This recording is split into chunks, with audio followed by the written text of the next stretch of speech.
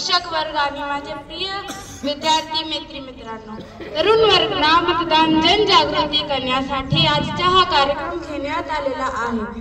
25 जानेवारी या दिवस दरवर्षी राष्ट्रीय मतदान दिवस म्हणून साजरा करण्यात येतो।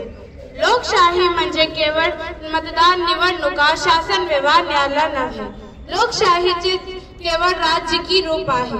लोकशाही हा जीवन मार्ग व्याचा असले तर ती समाजाच्या विभिन्न क्षेत्रात पोहोचली पाहिजे।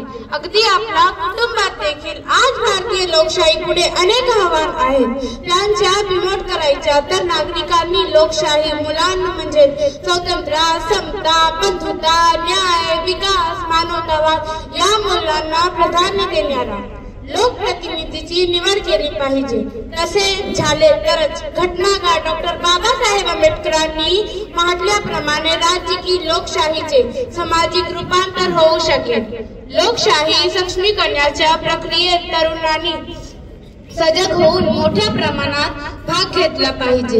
यासाठी भारत निवडणूक आयोगाने प्रत्येक शाळा आणि महाविद्यालयामध्ये निवडणूक साक्षरता मंच स्थापन करण्याचे आदेश दिले आहेत।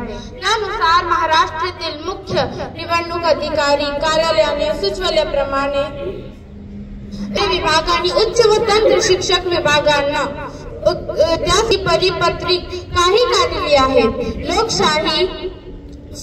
लोकशाही सुरुवात सहभागाची स्थापन झाले नसले तर शिक्षकांची चर्चा करू, ती स्थापन करण्यात पुढाकार घेता येईल। आपल्या देशाच्या लोकांच्या सशक्त करण्यात तरुण पिढी पुढाकार घेणार।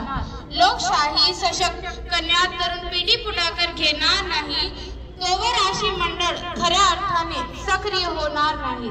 18 वर्ष पूर्ण झाल्या प्रत्येक भारतीय तरुणांनी मतदार यादीत आपला नाव दाखल करणे गरजेचे आहे। आपला मतदान हक्क प्रत्येक तरुणांनी बजवावे। चला तर मतदान करूया आणि लोकशाहीला बळकट करूया। देश के विकास में दे अपना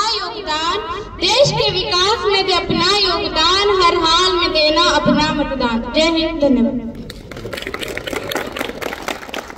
बहुत बहुत मुबारक हो।